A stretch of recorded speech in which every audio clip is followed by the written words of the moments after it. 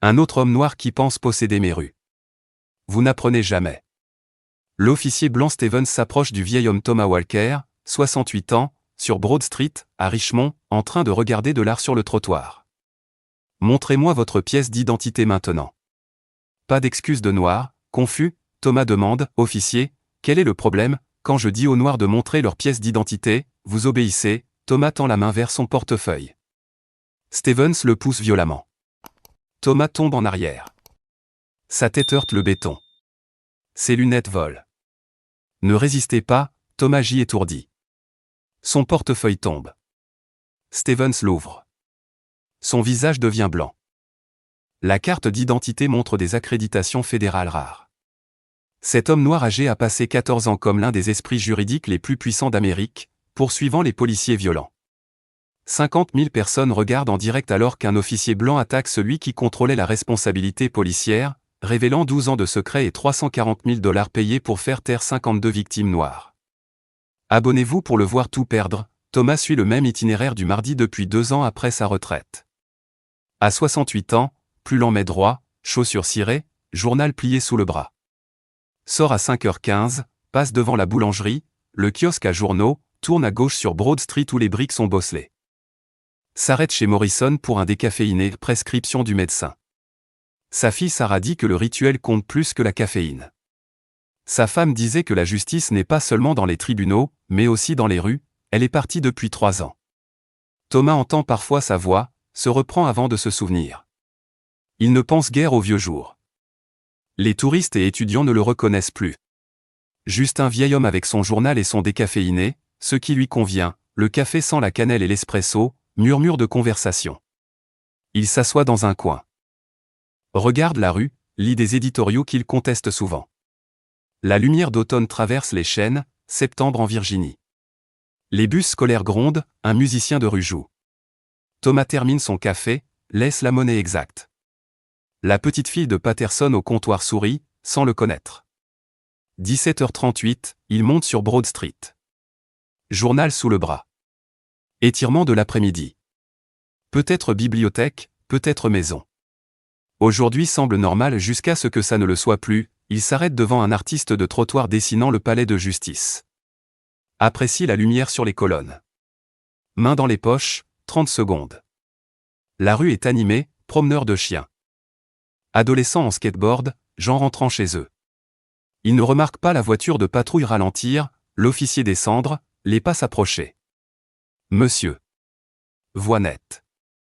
Badge visible. J'ai besoin de voir votre pièce d'identité, l'après-midi devient soudain plus lourd. Main vers la poche arrière, puis s'arrête. Y a-t-il un problème, officier ? 17h41, le 17 septembre, Stevens répète, plus proche maintenant. Thomas, 68 ans, voix calme, je n'ai rien fait de mal. Quelle est la raison, Stevens à 6 pouces de distance. L'artiste de trottoir s'arrête. Le promeneur de chiens ralentit. Jennifer Bailey, 29 ans, sort son téléphone et filme en direct. Les mains de Thomas sont visibles ? Vides. Je demande juste pourquoi, la poussée arrive vite, à 2 mains, pleine force. Thomas vacille, épaules, hanches, joue frappe les briques. Goût de cuivre dans la bouche. Bruit de la foule aiguë. Stevens sur lui immédiatement. Genoux entre les omoplates. Main tirant les bras en arrière. Menottes serrées. Cessez de résister. Il ne résiste pas, essaie de respirer. La joue contre le trottoir, journal éparpillé. Jennifer narre en direct. 40 spectateurs, 80, 120. Le genou presse plus fort. Les côtes font mal. Stevens active la radio. Unité 72, besoin de renfort, suspect détenu. D'autres passants filment, 2 voitures de patrouille arrivent. Stevens relâche à contre-cœur Thomas. Les jambes tremblent, joues brûlent, sang dans la bouche, chemise déchirée. Portefeuille récupéré. Carte d'identité vérifiée, visage pâlisse. Stevens écrit toujours. Le partenaire lui tend le portefeuille. Carte d'identité de Thomas, Cour suprême des États-Unis, 2008-2022. L'homme ensanglanté en menottes a écrit la loi limitant l'immunité policière. Le live de Jennifer atteint 50 000 vues. la vidéo se propage. À 18h, 50 000, 18h15, 200 000, 18h30, tendance. Hashtag Richemont PD, hashtag Justice for Elder, hashtag Black Lives Matter. Les commentaires exigent des réponses. Une seconde vidéo apparaît et caméra de sécurité de la boulangerie Green, Net, montre la poussée, horodatage. Le propriétaire poste, l'officier n'avait aucune raison, 19h30, Richemont PD publie un communiqué, officier en congé administratif. Aucun nom, aucun âge, aucune excuse. Commentaire furieux. 20h, fuite de la caméra corporelle. Audio coupé quand Steven s'approche Thomas, problème technique. Vidéo silencieuse pire, homme calme poussé violemment. Grace Thompson, journaliste d'investigation, regarde cette fois. C'est que le congé administratif est vide. Quelque chose la dérange, le visage de la victime. Ouvre les archives, images de la Cour suprême. 2008 ou 2022. Confirme, Thomas Edward Walker, ancien juge en chef, retraité en 2022 après 14 ans. Avant cela, juge d'appel fédéral, assistant du procureur général. Appelle l'éditeur, nous devons réécrire tout, 21h15, Richmond Times Dispatch publie, ancien juge en chef agressé par la police de Richmond. CNN, MSNBC, Fox, AP, Reuters, BBC, Al Jazeera Relais. Maison Blanche, procureur général, gouverneur informé. Stevens relit le titre plusieurs fois. L'homme qui l'a agressé a rédigé Pearson v. Richmond PD, limitant l'immunité policière. Karma, justice, pas ironie. Avocat syndical appelle, manifestants se rassemblent. Grace enquête plus loin. Stevens n'est pas un cas isolé.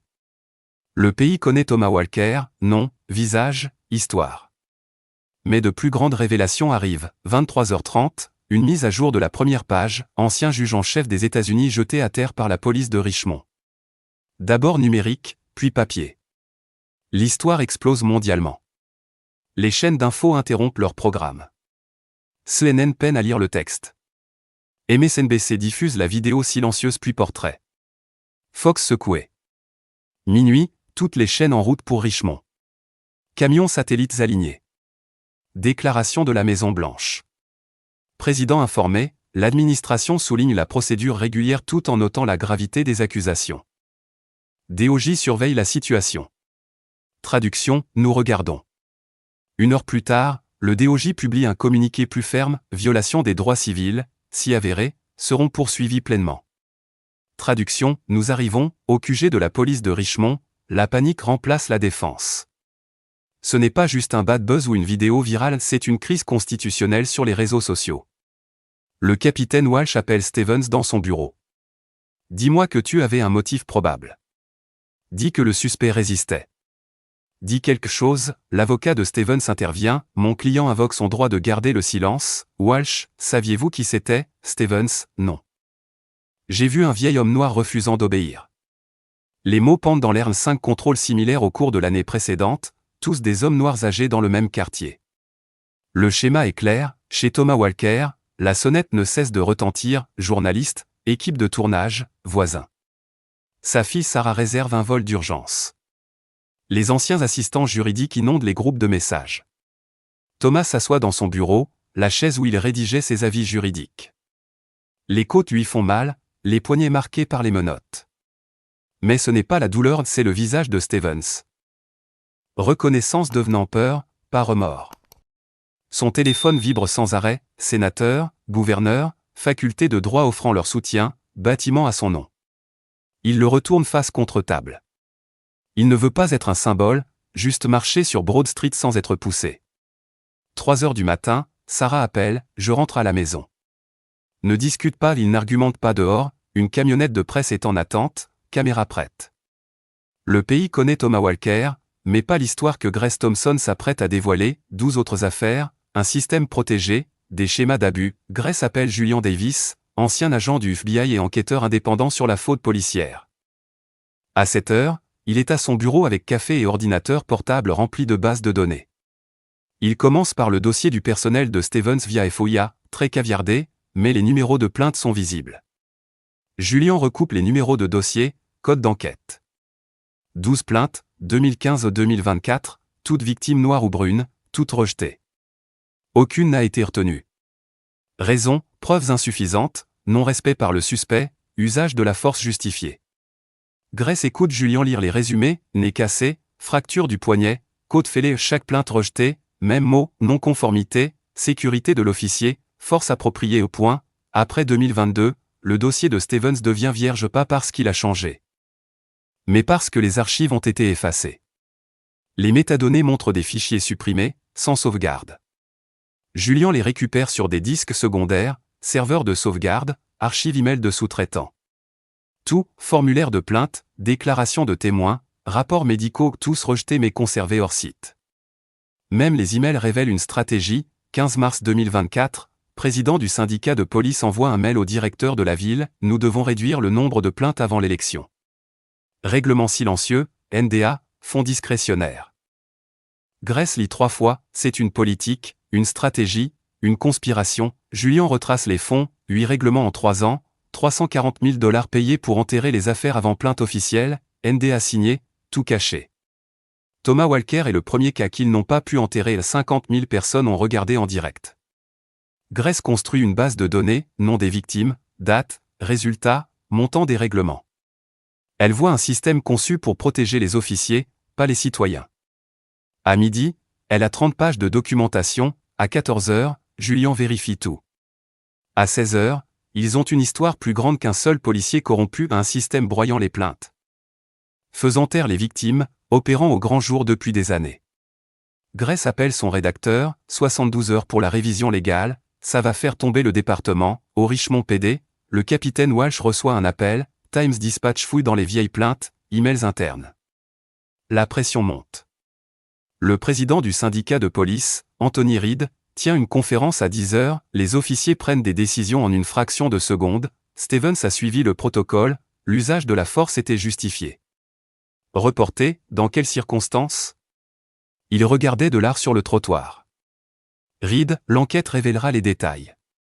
Les jugements a posteriori ne protègent pas les communautés. À midi, les médias locaux questionnent la conduite du juge Walker. Une information anonyme remonte un PV de vitesse vieux de 40 ans, soudain pertinent. Sarah Walker reçoit des appels menaçants au milieu de la nuit. L'email de Grace est piraté, aucune donnée volée, juste un avertissement, nous savons où vous travaillez et habitez. Faites attention. La mairie appelle le Times au sujet des contrats publicitaires, une pression subtile. La source IA de Julien se tait, l'avocat de Stevens apparaît sur CNN, l'officier victime d'un procès médiatique, 20 distinctions. 9 ans sans plainte retenues toutes enterrées, mais non mentionnées. Le département fuit un mémo interne, Thomas a refusé l'idée, gestes agressifs, l'officier s'est senti menacé. Déescalade standard utilisée, pas d'audio caméra corporelle. Pratique. Le récit de non-conformité, force justifiée, plaintes étouffées et maintenant publiques, mais le système complet commence juste à être révélé. Thomas regarde depuis son salon, Sarah à ses côtés. 72 heures depuis l'incident. Son visage est un hématome violet noir, ses côtes le font souffrir à chaque inspiration profonde. Papa, peut-être qu'ils ont raison. Peut-être que ça n'en vaut pas la peine. Ta santé, ils mentent, dit Sarah doucement. Chaque mot. Ils mentent, répond Thomas.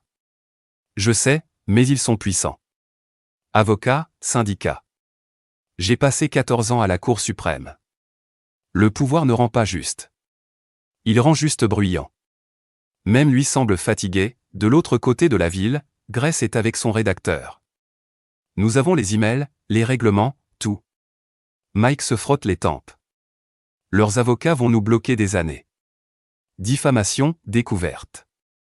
Pouvons-nous prouver la conspiration? Pouvons-nous prouver que Collins et Reid ont conclu un accord explicite? Grace se tait. L'écart, ce qu'ils peuvent inférer mais pas encore prouvé est là. Parfois. Ces histoires n'aboutissent à rien, dit lentement Mike. La machine gagne. Les gens se fatiguent. Prépare-toi. Ça peut faire plus mal que de bien. Cette nuit-là, Thomas rédige un email à Grace, Julien et son avocat, il apprécie leur travail mais pense qu'il est temps de se retirer. Son doigt hésite sur envoyer. Il pense à l'adolescent au nez cassé, à l'homme aux côtes fêlées, aux autres sans son nom, sa plateforme, ses privilèges. Il n'en voit pas. La pluie frappe les fenêtres. L'horloge comptoise égrène les secondes, à 3h17, son téléphone sonne, numéro inconnu. Il décroche. Monsieur Walker, je m'appelle Richard Bennett. Retraité du Richmond PD. 15 ans aux affaires internes. Je dois vous dire quelque chose. Bennett explique le système, les fichiers, la purge de 2022. Il ne savait pas qu'il avait tout sauvegardé. Thomas ressent un changement, pas encore l'espoir, mais une possibilité. Pourquoi maintenant? Parce qu'il est le premier qu'ils ne peuvent pas enterrer. Au matin, la boîte de réception de Grace se remplit pas de menaces, mais des témoignages, 52 personnes, quartiers différents, circonstances différentes, même officier. Marcus Brown, 2016, bras cassé lors d'un contrôle routier. Keisha Washington, 2019, arrêté en rentrant de l'église, harcelé. James Patterson, 2021, fils de 16 ans jeté de son vélo. Tous ont déposé plainte, toutes rejetées. Grace et Julian construisent une base de données. Pas un simple mauvais policier, tout un système les protège. À midi, l'ACLU Virginie annonce sa représentation. Evelyn Moore tient une conférence de presse. Il s'agit d'une défaillance systématique, d'années de fautes couvertes et d'un gouvernement municipal complice. Un rassemblement se forme devant le Capitole, 200 personnes à 14h, 500 à 16h. Panneaux, chants, les 52 noms de la base de données deviennent des visages réels, des histoires réelles. Thomas arrive avec Sarah. La foule se sépare, silencieuse, respectueuse. Les gens touchent sa main, son épaule, merci. N'abandonnez pas. Nous sommes avec vous. Thomas regarde les visages jeunes, vieux, noirs, bruns, blancs unis par la conviction que cela compte, que cette foi est différente. Keisha Washington est approchée par une femme, je n'ai jamais parlé, mais je le fais maintenant grâce à vous. La voix de Thomas se brise, il ne devrait pas falloir quelqu'un comme moi. Cela aurait dû compter quand c'était vous. Mais ça n'a pas compté, et maintenant ça compte. Alors, ne gaspillons pas cette chance. La foule scande, pas de justice, pas de paix. Poursuivez la police. Sarah serre sa main, il tremble pas de peur. Mais d'une lueur d'espoir. L'élan change, la machine chancelle, Grace reçoit une clé USB par courrier, pas d'expéditeur, oblitéré Richmond. À l'intérieur, un MP3 propre, 18 minutes, horodatage 12 mars 2024. Elle l'écoute, session exécutive du conseil municipal. Sharon Collins, directrice de la ville, taux de plainte 15% au-dessus de l'an dernier. Couverture médiatique problématique. Nous avons besoin de stratégie avant que cela devienne un enjeu électoral. Anthony Reid, président du syndicat, les officiers sont assiégés. Chaque interaction enregistrée. Morale au plus bas. Collins, les affaires internes doivent comprendre leur rôle. Il travaille pour le département. Pas contre lui. Les résolutions alternatives ont fonctionné par le passé. Les membres du conseil discutent des moyens alternatifs de traiter les plaintes avant qu'elles ne deviennent formelles, médiation directe, compensation en échange d'accords de confidentialité. Long silence. Quelqu'un se racle la gorge. Collins, nous avons déjà fait cela. Fonds discrétionnaire pour règlement. Légalement approuvé. Pas une admission de culpabilité, de résolution efficace. Un membre du conseil demande le montant. Collins, 340 000 $. 8 affaires en 3 ans. Pas d'audience publique, pas de couverture médiatique. Propre, discret. Protéger les officiers, protéger la réputation de la ville. Tout le monde gagne. Une autre voix, et les plaignants? Collins, ils sont indemnisés, signe des NDA, passe à autre chose. Généreux comparé à d'autres départements. Sinon, traîner les affaires en audience détruit les carrières des officiers et la confiance de la communauté. C'est ce que nous voulons. Silence. Collins continue, IA suit les protocoles actuels, services juridiques facilitent les règlements, syndicats coopèrent pour la communication. Front uni, Richmond PD réformé, réactif, transparent. Murmure d'accord. Augmentation budgétaire approuvée 12% pour équipement et pension. Affaire conclue, Grace écoute, figée. Elle rejoue. Puis une troisième fois. Pas de spéculation. Pas d'inférence. Conspiration sur bande. Julian vérifie métadonnées, horodatage, analyse vocale. Réel. Admissible. Dynamite. Grace appelle son rédacteur, on publie ce soir. À 20h, l'histoire est en ligne audio intégrée, transcription incluse. Titre, enregistrement fuité à l'hôtel de ville révèle un système de dissimulation des plaintes policières. À 21h, CNN, MSNBC, Fox, APWire relaient nationalement. Indignation face à une conspiration, pas de sympathie. À 22h, le DOJ annonce une enquête officielle sur les droits civiques. À 23h, Sharon Collins publie un communiqué, enregistrement obtenu illégalement. Sorti de leur contexte. La ville soutient ses officiers. Mais les mots parlent d'eux-mêmes, au Richmond PD, les officiers regardent, abasourdis. Le capitaine Walsh reçoit un appel du maire. Quelle gravité? Walsh ferme les yeux. Aussi grave que possible. La ville ne peut pas ignorer. Le pays ne le permettra pas. 3 jours plus tard, Thomas Walker entre dans une salle d'audience. Tout le monde écoute, 28 septembre, palais de justice de Richmond. 8h, 70 journalistes, caméra de 6 états. Thomas passe devant eux, Sarah à ses côtés, Evelyn Moore à son bras. À l'intérieur, sol en marbre, au plafond, écho des pas, poids de l'histoire. Salle du grand jury, 23 citoyens. Procureur, greffier, pile de preuves de 3 pieds de haut. Blake Stevens assis au fond, avocat à ses côtés, main légèrement tremblante, Thomas monte à la barre, main sur la Bible. Thomas Edward Walker. J'étais juge en chef de la Cour suprême des États-Unis. Retraité en 2022, procureur, précis et méthodique, Monsieur Walker, 17 septembre, 17h41, où étiez-vous? Broad Street près de la 5, regardant de l'art sur le trottoir. L'officier Stevens s'est approché, a demandé l'idée. J'ai demandé pourquoi. Il est devenu agressif. Avez-vous résisté? Menacé? Usage de force justifié? Non. J'ai demandé pourquoi. C'est tout, exhibit présenté, à live stream de Jennifer Bellet. B. Caméra de sécurité de Green Bakery. C. Caméra corporelle, audio manquant. DOP 52 dossiers de plainte, schéma indéniable. Q. Chaîne de Meryl Collins, réglée discrètement. R. Document financier, 340 000 $, 8 règlements enterrés. S. Enregistrement fuité de 18 minutes. Réaction des jurés à chaque pièce. Richard Bennett témoigne, 23 ans Richmond PD, 15 aux affaires internes. A tenté de signaler le schéma, on lui a dit de se tenir tranquille. A gardé les dossiers, savait qu'un jour quelqu'un en aurait besoin. Grace Thompson témoigne, 38 ans. Journaliste d'investigation, 15 ans couvrant la faute policière. Les preuves montrent une dissimulation systématique. Julian Davis témoigne, ancien FBI, voix professionnelle. Analyse financière indique un usage délibéré des fonds municipaux pour éviter la responsabilité correspond à la définition légale de conspiration. L'enregistrement fuité est rejoué. Les jurés prennent des notes. Le procureur, il ne s'agit pas d'un seul officier. C'est un système qui a permis, protégé et payé pour faire taire les victimes. Un système qui a failli à la protection égale devant la loi. Blake Stevens invoque le 5e amendement. Le silence en dit long, le jury délibère pendant 4 heures. Revient à 15h15. Une femme, la cinquantaine, enseignante, nous trouvons des motifs probables pour toutes les accusations. L'acte d'accusation est lu, voie de fait et coup, privation de droits civils sous couvert de la loi, falsification de rapports policiers, complot pour entraver la justice. Stevens hoche la tête, sans lever les yeux. Thomas ferme les yeux, respire. Sarah serre sa main. Ce n'est pas fini, mais c'est un début. Dehors, la foule explose. 52 victimes se tiennent les unes les autres. Marcus Brown soulève son fils sur ses épaules.